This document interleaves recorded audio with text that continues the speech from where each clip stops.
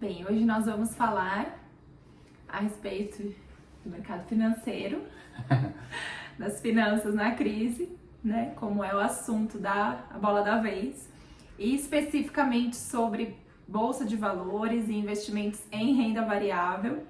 Espero que vocês gostem, acompanhem nossa live aí até o final e mandem suas perguntas, tá bom? Tá bom. Bom, vamos lá. Para quem já sabe, as ações são os títulos que foram muito penalizados nesses últimos momentos devido à crise. Por quê? A gente sabe que as ações elas sofrem um impacto muito rápido quando tem uma desconfiança no mercado.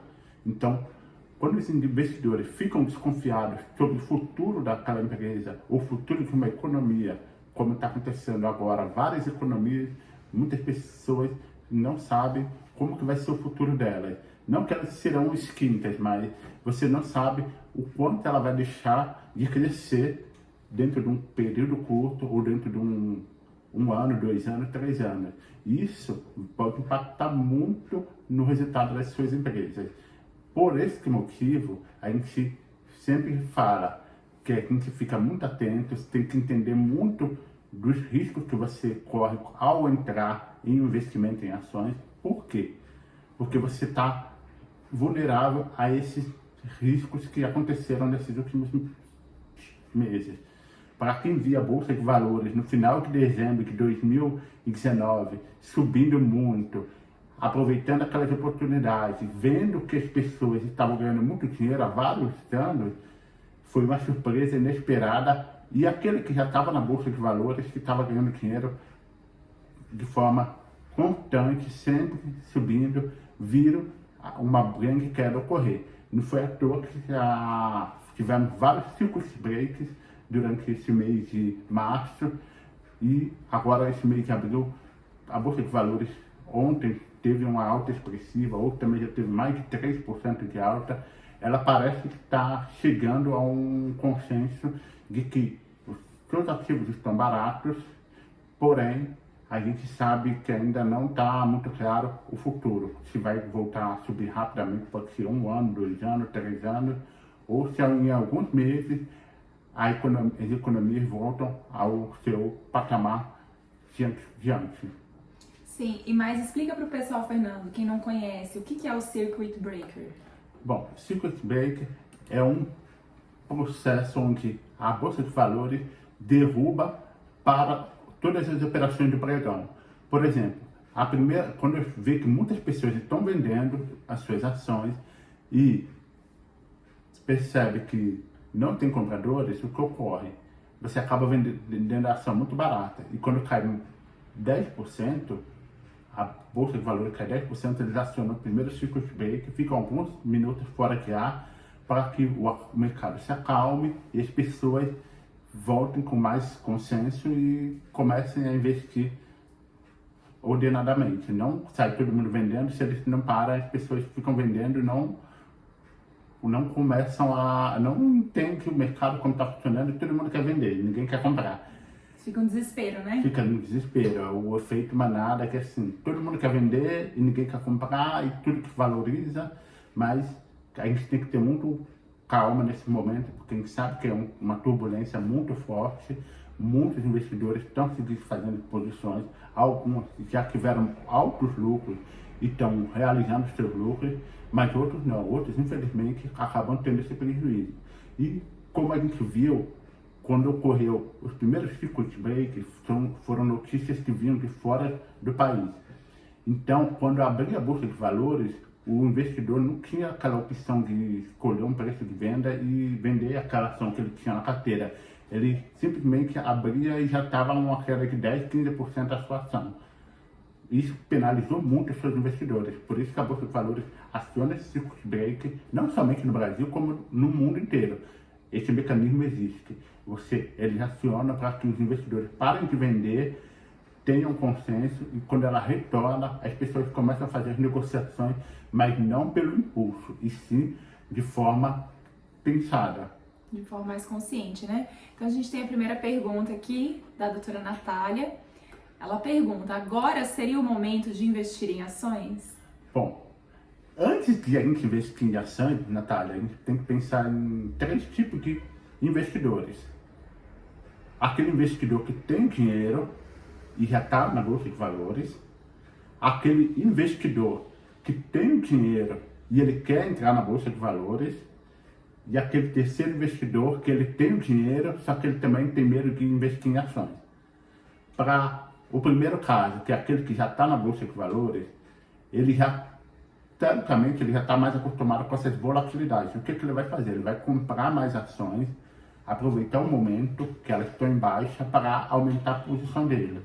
E ele já tem que ter aquele pensamento que ele vai vender no futuro, seja 2, 3, 4 anos, ele vai fazer essa venda desse ativo que ele está comprando barato agora, bem desvalorizado. Aquele investidor que tem dinheiro e quer investir, ele está numa posição confortável nesse momento porque ele não está na Bolsa de Valores, só que ele tem o dinheiro e quer entrar. Então, isso pode ser uma ótima oportunidade. Por quê? Ele vai comprar as ações mais baratas e pode ter um lucro maior, porque todo mundo quer comprar uma ação na baixa e vender na alta. Esse momento é a opção dele escolher, olhar um pouco os fundamentos da empresa, procurar entender qual segmento que ela está atuando, se ela é uma empresa sólida e ele fazer esse investimento. E aquele terceiro investidor, aquele que tem dinheiro, só que ele tem medo de investir. O que a gente fala? Se você está com medo, você está inseguro, eu particularmente não recomendo essa pessoa investir em ações, porque ela não está disposta a correr o risco para ter um retorno maior. Compreende? Ela precisa entender que ela vai investir um pouco do dinheiro dela, uma parcela, para quê? Correr um pouco de risco e ganhar mais lá na frente, que é ter um retorno maior. E como as ações tiveram uma baixa muito expressiva no mês de fevereiro e março, o que aconteceu? Algumas empresas estão sendo vendidas muito barato, umas ações estão tendo um desconto que a gente chama de 50%, 60%, 70%, outras menos, 20%, 30%. Quando eu falo em desconto, é você pegar uma empresa que vale, por exemplo, R$100 e você comprar ela por R$70. Você está tendo um desconto de R$30 sobre essa ação. Então, esse momento fica interessante, por quê? É como você comprasse uma casa que vale R$100 por R$70. Você está na compra, você já está ganhando. E você pode esperar para você vender as suas ações. Mas é sempre racional e pensar. E se você sempre pensar no longo prazo, não dá para você pensar em ações no curto prazo. Se você investir e no curto prazo elas subirem bastante, você teve um momento ideal que você entrou, foi rápido, você teve a sua valorização, mas você precisa estudar se você vai continuar investindo nela, se você vai sair do seu investimento. Eu acho isso que você falou fundamental, porque a pessoa que investe no mercado de renda variável, né, que é basicamente as ações e os fundos imobiliários, mas aqui focando em ações, ela precisa ter essa consciência de que ela pode perder no curto prazo, mas se ela escolher uma boa ação de uma boa empresa no médio prazo para mais longo prazo, a tendência maior não é perder, a tendência maior é ganhar. Então eu acho que a paciência para permanência no investimento é algo fundamental. Sim. E ter essa consciência, porque até mesmo esses dias foi até engraçado, né? O Fernando é especialista em finanças. Eu estou como aprendendo, né? Eu estou no aprendizado, na fase de aprendizado. E aí ele me orientou, ó, você compra esse ativo. Aí eu fui lá e comprei. E no outro dia ele tinha dado uma pequena queda. E aí eu falei, nossa, mas como assim? Você me orientou a comprar e agora caiu. E aí ele me disse a seguinte frase: segura a ansiedade, seu lado emocional. Então isso é fundamental, porque não é só porque de um dia para o outro a minha ação caiu, ou na verdade desvalorizou, que eu vou perder dinheiro. Eu só vou perder efetivamente se eu executar aquela compra, certo? Isso, se você comprou e você vendeu mais barato, aí sim você está perdendo dinheiro. Mas quando você compra a ação que ela desvaloriza e você continua participando do projeto dela, sendo sócio, um acionista, você continua dono daquela empresa. Então, quando ela se recuperar, você também vai ter a valorização sobre a sua ação. É o que eu costumo dizer, às vezes as pessoas ficam ansiosas e elas têm boas ações na carteira e elas acabam perdendo. Por quê? Ela vai e vende ação desvalorizada. Aí sobe um pouquinho, ela fica ansiosa, ela quer comprar novamente. Aí ela já compra para querer vender lá na frente. E se ela esperasse um pouco, observasse, segurasse a ansiedade e ela comprasse até um pouco mais, ela se tomaria uma fatia maior dessa empresa. Então, eu sempre falo, eu sempre recomendo que as pessoas olhem os fundamentos para ela entender se aquela empresa vale a pena ou não. Quando eu falo fundamentos, é você olhar uma empresa líder do segmento ou uma quase líder para que você possa comprar e estar fazendo participação do quadro acionário deles. Temos muitas empresas grandes que a gente sabe que tem um histórico grande no mercado, sei lá, com 50, 60, 70 anos. Você consegue entrar no site da Bolsa de Valores, ver como as ações delas se comportaram todos esses anos. Isso te dá segurança, né? Isso te dá uma segurança maior e te dá um histórico de como que a empresa é. Você começa a conhecê-la. Compreende? É igual as pessoas me falaram, mas e bancos, está valendo a pena? Eu vejo o que no cenário atual? Você vê que os grandes bancos, eles não se desvalorizaram tanto como os pequenos. Por quê? Porque eles já estão mais consolidados, eles sabem agir nos momentos em que a economia está boa, eles tornam-se mais agressivos. E eles fazem mais investimento, fazem mais empréstimo, aumentam a carteira de cliente deles. Agora, os bancos menores, eles foram mais impactados. Por quê? Porque eles não têm uma diversificação muito grande na sua carteira. Alguns bancos menores trabalham, ou seja, só na linha de crédito, ou seja, na linha de financiamento imobiliário, às vezes só em investimento. Então, eles são mais impactados porque eles não têm um portfólio mais completo de investimento e de um portfólio maior na linha de negócio deles mesmo. E você percebe que esses grandes bancos, eles sempre vão se posicionando e se adequando ao cenário atual. Por exemplo, às vezes as pessoas perguntam, mas ações vale a pena mesmo, igual a doutora Natália perguntou? Então, se você tem paciência para esperar, hoje está valendo mais a pena, está sendo uma expectativa maior de lucro do que há 3 meses atrás, quando muitas pessoas estavam comprando ações com preço alto e estavam esperando subir mais. Só que, infelizmente, não aconteceu. Poucos meses depois, teve uma queda significativa. Que ninguém esperava, né? Mas que pode ocorrer.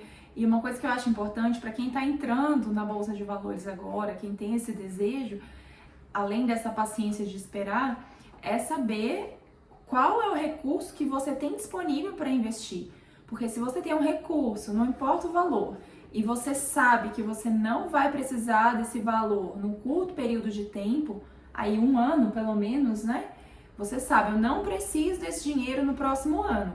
É uma coisa. Agora, se você quer entrar na Bolsa de Valores com um dinheiro que você já sabe que vai estar comprometido, daqui 2 meses você vai precisar dele, daqui 1 mês, ou é a sua reserva de emergência, então não é recomendável que você utilize esse recurso para entrar na renda variável. Sim, é o que eu costumo dizer. Você tem o dinheiro da renda variável, você tem o dinheiro que você vai fazer para investimentos de renda fixa, você tem o seu dinheiro que você vai constituir a sua reserva de emergência.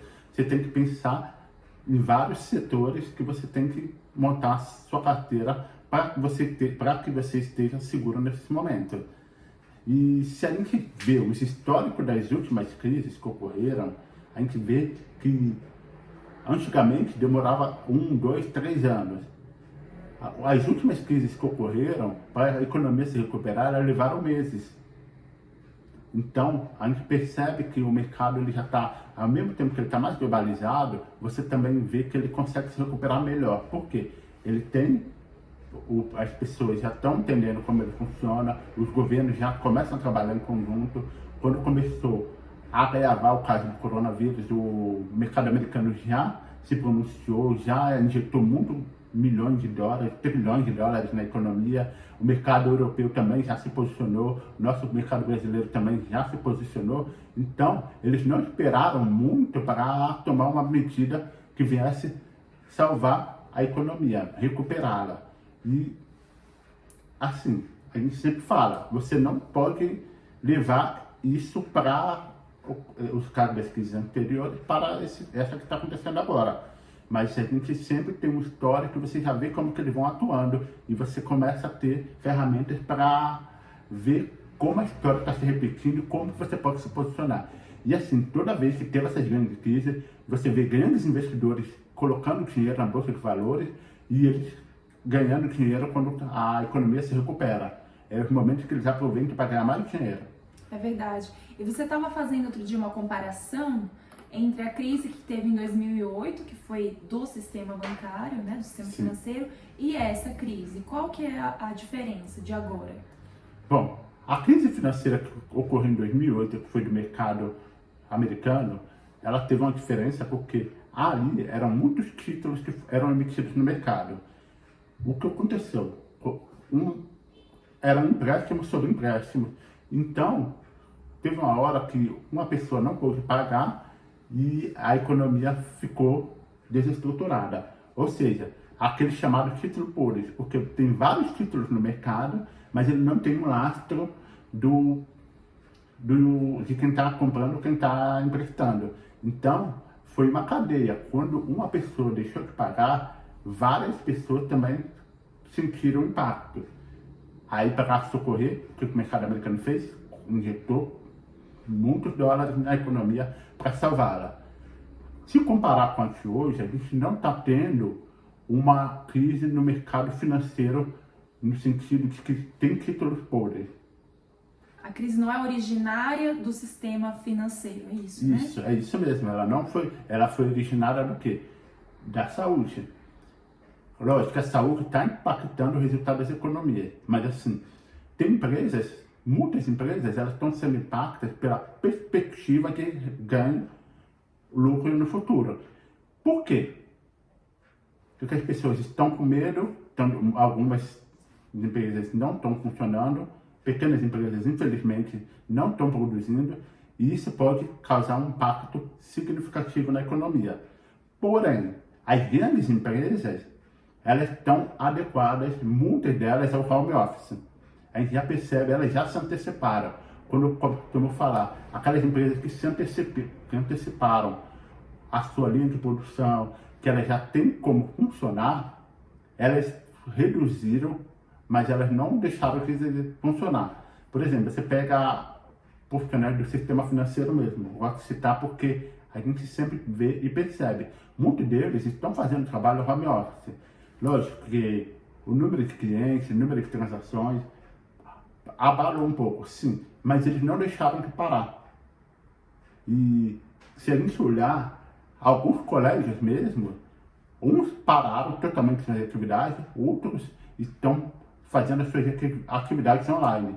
Tem crianças que estão tendo essas atividades online. A gente percebe uma mudança no mercado do mundo tradicional para o mundo online, ou virtual, como algumas pessoas falam. E o mundo online ele acabou socorrendo essas empresas nesse momento. Porque imagina, se todos os bancos estivessem parados, é verdade. Seria muito maior o impacto. Todas as empresas de cartões de crédito tivessem paradas nesse momento.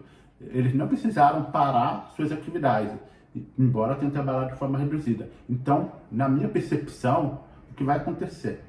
Muitas empresas vão tirar o aprendizado, as que já têm home office vão ampliar home office, as que não têm, elas vão montar uma estrutura para começar a oferecer home office para alguns funcionários, algumas pessoas, para que, se ocorrer algum imprevisto, as pessoas continuam mantendo o perfeito funcionamento da sua atividade. É interessante a gente falar isso porque a gente sempre começa a ver as medidas que o mercado vai tomando para se autocorrigir. É verdade, até mesmo setores como tecnologia, que já era um setor de ponta, que já tinha um crescimento grande, a tendência é que agora eu entendo com isso que você está falando, que cresça ainda mais, não é verdade? Sim, a tendência é que eles cresçam mais. Quando você oferecer mais serviços, eles vão, o cliente também vai procurar mais via online também. A gente já percebe essa mudança. E isso, por um lado, é bom, porque, como nós mencionamos, você tem a facilidade de continuar prestando o seu trabalho. Sim, é verdade. Pessoal, se alguém tiver mais algum comentário, alguma pergunta, pode deixar aqui pra gente responder, tá bom?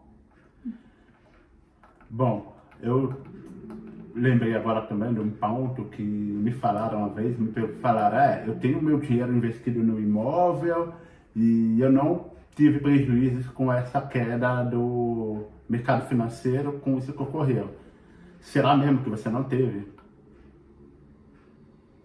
Porque o que a gente vê, a Bolsa de Valores, ela reflete a negociação dos títulos.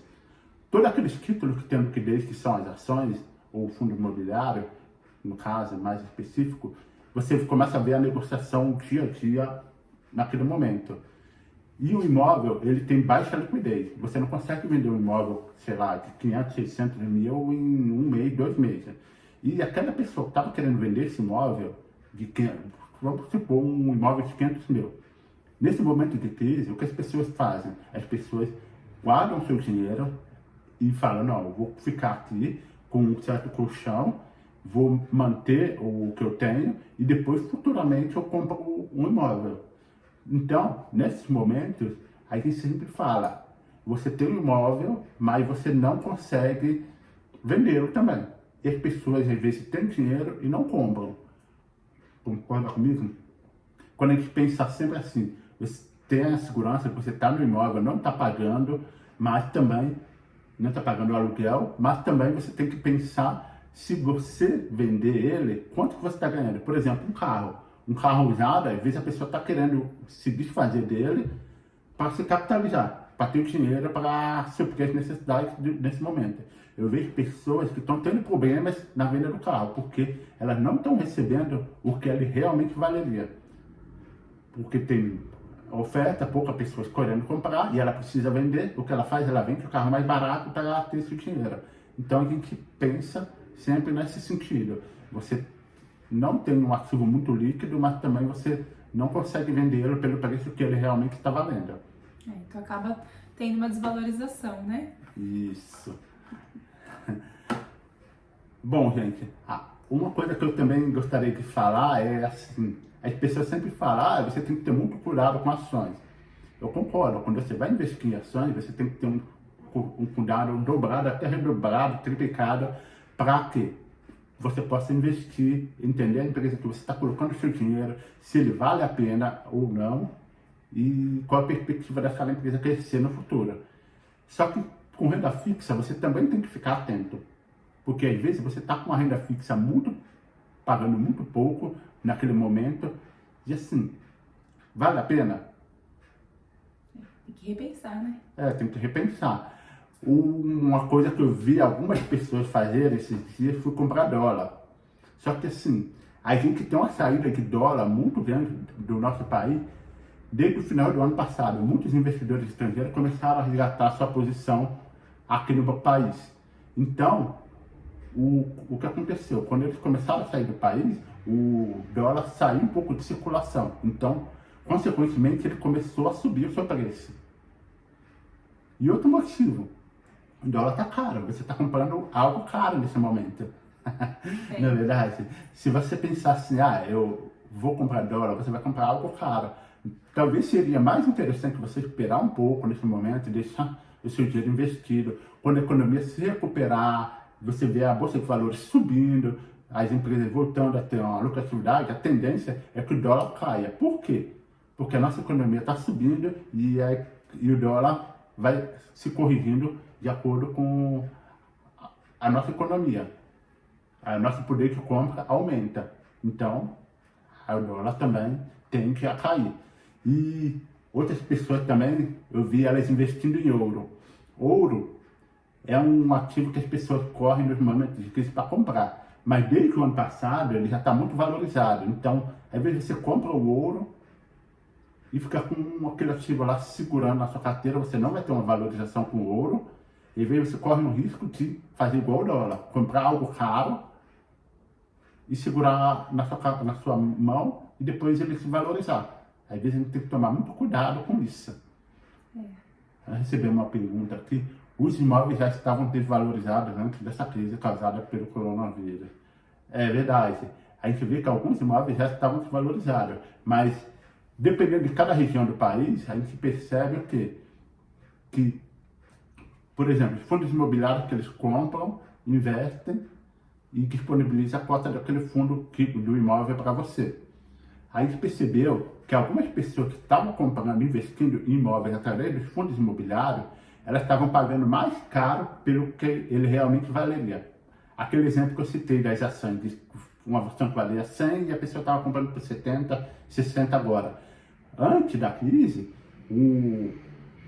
por exemplo, uma cota de fundo imobiliário que valeria 100, as pessoas estavam pagando 115, 120, 125, 130. E elas não estavam percebendo que elas estavam pagando caro por aquele fundo imobiliário, sendo que ele não valia tudo isso. É como se você estivesse comprando uma casa de 100 reais por 130. Entende, gente? Às vezes a gente precisa entender e procurar ter o máximo de informação para você entrar no investimento, para que você não esteja pagando mais caro por ele. E quando ele estiver mais barato do que ele realmente vale, você aproveitar a oportunidade. Os fundos imobiliários, agora que você citou, eles também se desvalorizaram bastante, né? Sim. Vale a pena entrar nesse investimento agora, que ele caiu bastante o valor? Então, na minha percepção, alguns fundos imobiliários estão valendo a pena agora, porque eles estão abaixo daquele valor que ele realmente vale. E para quem quer construir uma renda passiva, o fundo imobiliário ele começa a ficar interessante, porque você recebe aquele dividendo todo mês. Embora seja um valor pequeno, você conta com aquele dinheiro que é mais líquido na sua conta. O fundo imobiliário ele se tornou atrativo nesse momento.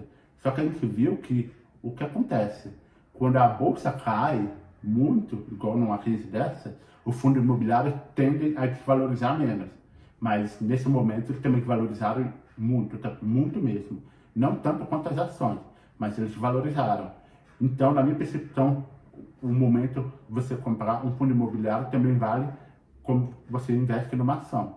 Você sabe que ela não vai, o fundo imobiliário, se comparado com a ação, ele não sobe muito, mas ele também não cai tão expressivamente como a ação.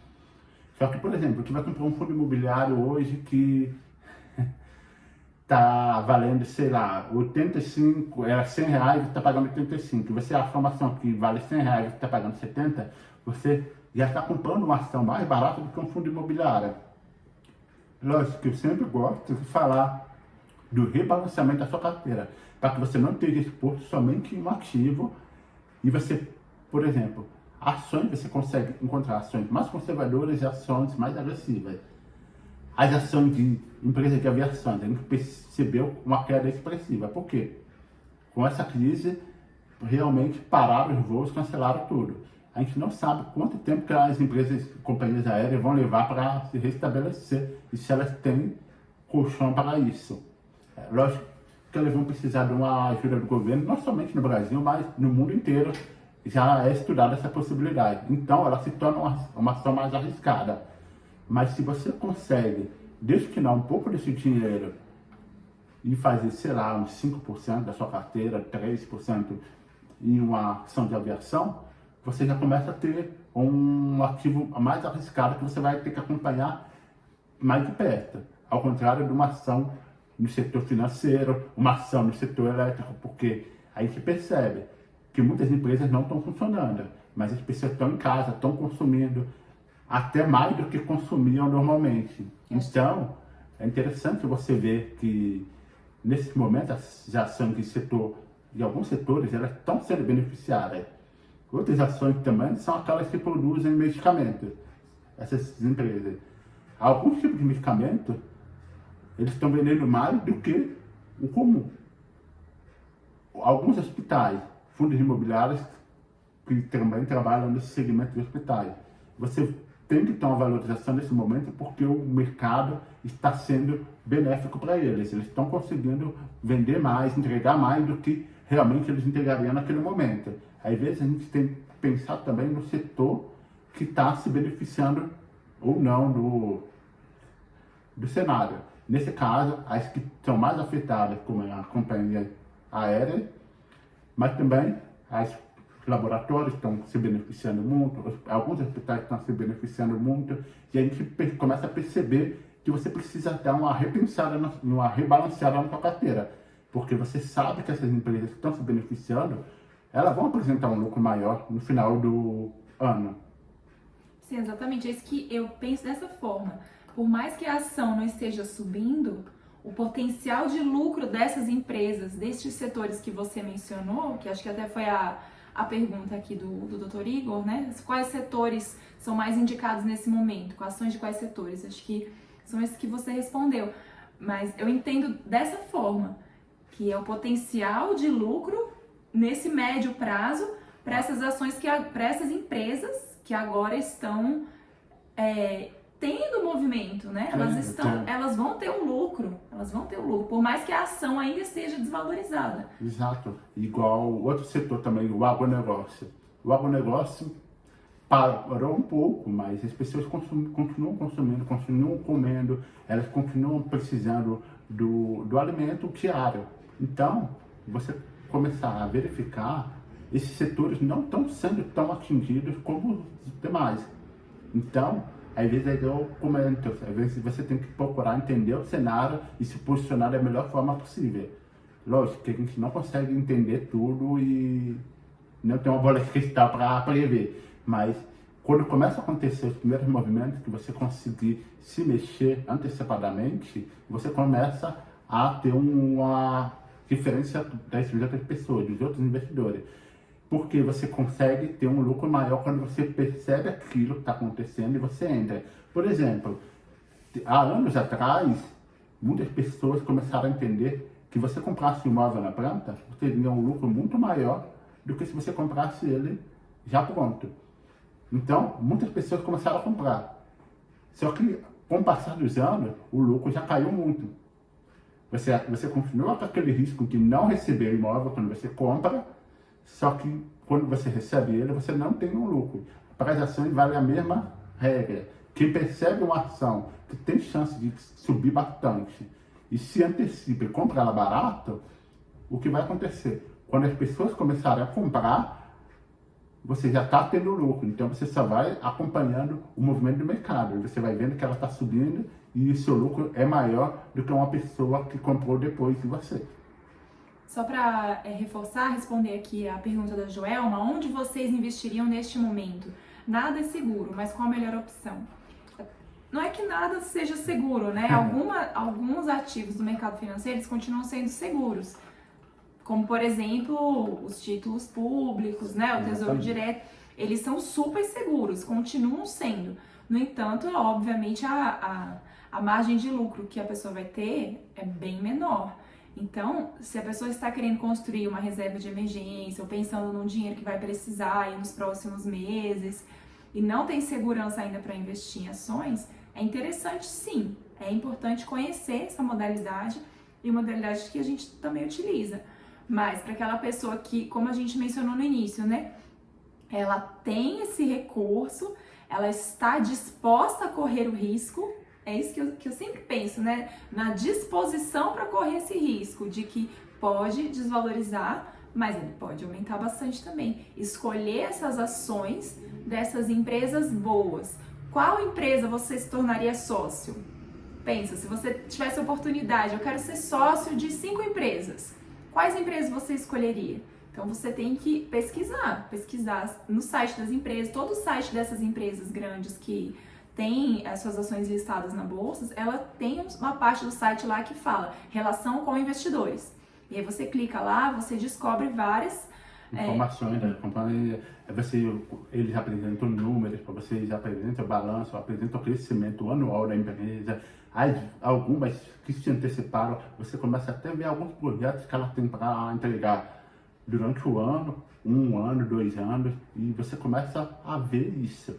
Outras empresas também que eu acho interessante que você investir nesses momentos são aquelas empresas que são de boas pagadoras de dividendos. Para quem não sabe, dividendo é um lucro que a empresa distribui para os seus acionistas. Você é acionista daquela empresa e você recebe um lucro. Qual a vantagem de você receber esse lucro? Que você tem ação na sua carteira, ela está valorizando e você está recebendo dividendo. Esse dividendo cai diretamente na sua conta. Então, igual eu vejo alguns investidores nesse momento, quando eles recebem esses dividendos e percebem que algumas ações estão baratas, até a mesma dele, ele vai lá e compra mais ações com esses dividendos que ele tem na carteira. Por quê? Ele não precisa vender a ação para comprar outra, mas ele recebe esse dinheiro, essa bonificação na sua conta da corretora, e ele já aproveita e já compra ação barata. E algumas empresas pagam um bom dividendo, tem umas que pagam 8%, 9% ao ano, e isso vale muito a pena, porque você começa a construir uma renda mais com grandes empresas. Geralmente, as maiores empresas são as que mais pagam dividendos. Isso é muito E importante. o pessoal sempre gosta de procurar empresas do setor elétrico e financeiro nesse ponto, porque elas são as melhores pagadoras de dividendos. Agora, vamos supor, se você procurar um banco grande, ele paga mais dividendos do que um banco pequeno. Por quê? Porque ele tem uma estrutura maior, ele consegue te fornecer essa segurança de te pagar aquele dividendo, que o negócio dele não vai ser tão abalado. Porém, no momento em que a economia está boa, que as empresas estão crescendo, também aquele banco que é menor, é muito mais fácil você valorizar 10, 15, 20, 30% do que um banco grande. Então, às vezes você tem que pensar nessas estratégias para quê? Para você aproveitar o melhor momento e fazer isso. É interessante isso que você falou, né? A empresa pequena, o exemplo que você deu, o banco pequeno, tem muito mais chance de crescer 15, 20, 30% do que uma empresa que já está bem consolidada, né? Para ele crescer 15% ao ano, 20% ao ano, é mais difícil, né? É mais difícil, exatamente. Embora ele já tenha uma estrutura melhor. E, por exemplo, você pegar uma empresa americana, uma Coca-Cola, a gente nunca vai ver uma Coca-Cola subindo 30% num ano. Por quê? Porque é uma empresa muito grande, já muito consolidada. Mas vai ser muito, muito difícil você abrir um noticiário amanhã e falarem a Coca-Cola faliu. É impossível. É você ter essa empresa porque todo mundo conhece, no mundo inteiro todo mundo já consumiu e ainda vai consumir o produto dele. Então, é nesse sentido que a gente tem que pensar, gente. Sempre o que está sendo vendido, o que está sendo consumido. Verdade. E a gente sempre, às vezes, a resposta está sempre debaixo do nosso braço, está na nossa frente, a gente não percebe. E é interessante isso, porque a gente sempre fica ansioso para ganhar muito dinheiro rápido. Mas quando você começa a entender o negócio, você começa a pensar como investidor, você começa a perceber que tem muitas possibilidades que também vão te trazer retorno e com mais segurança. Sim, eu acho muito interessante e um recado para quem nunca investiu em ações ou está querendo começar, é justamente perder esse medo. Como que a gente perde o medo? Começando, né? Você tem que começar de alguma forma, ainda que você pegue lá R$100 e compre e veja o que vai acontecer, mas, né, tenta escolher algo que seja dentro, né, dessas orientações, daquilo que você percebe que faz sentido para você, que é importante. E até lembrei, vou citar um exemplo de uma cliente sua, né, que estava comentando esses dias, e foi exatamente isso que ela fez, uma médica que o Fernando atende. Ela comprou R$150 de uma ação X lá, que ela pesquisou e verificou que era boa.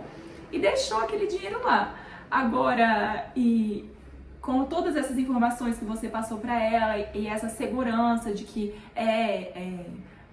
tem uma consistência você comprar as ações e esperar, então a partir de tudo isso ela já se aventurou mais e conseguiu comprar mais e adquirir aqueles produtos que ela julgou que fizessem sentido para a realidade dela. E tá começando a perder o medo. Então isso é bacana, porque ela foi lá, comprou R$150 e ela viu que o dinheiro não sumiu, não desapareceu, né? Ela viu que valorizou um pouco, agora desvalorizou, mas que tá lá. E isso vai tender também a valorizar no futuro.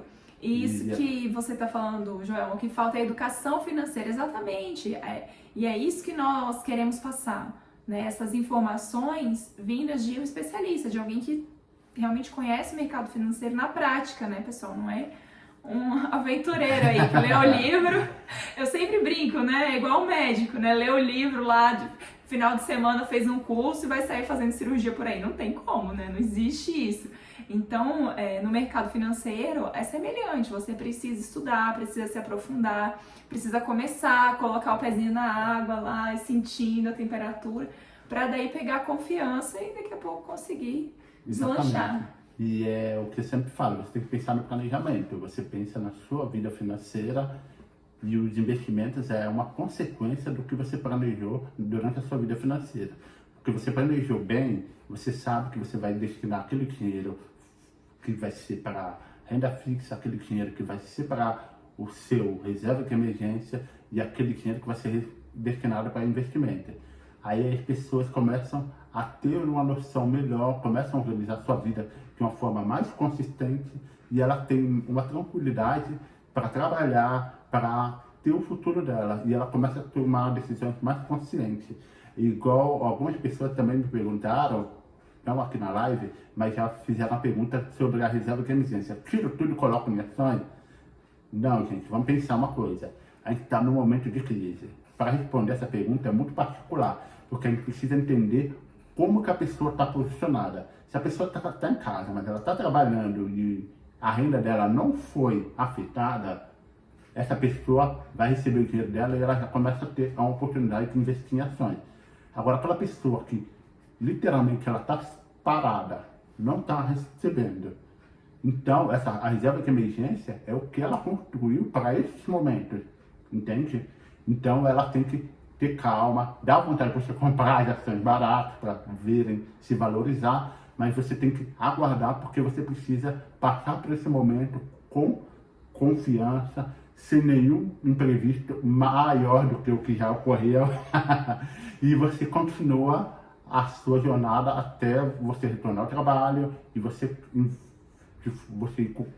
juntando dinheiro para que você possa também investir no futuro. Agora tem algumas pessoas que têm dinheiro e elas têm uma reserva de emergência consolidada e algumas é interessante ela fazer o quê? Tirar um pouco da reserva de emergência dela e colocar um pouco em ações, porque ela aproveita essas ações baratas, mas sem deixar a reserva de emergência totalmente zerada para os imprevistos que ocorrerem, porque é o que eu costumo dizer. Você investe na ação, aí acontece um imprevisto, você tira correndo, você acaba tendo prejuízo ali onde você investiu e mais aquele prejuízo que ocorreu de última hora. A gente tem que ter muito senso nessas horas para que você faça movimentos calculados e planejados.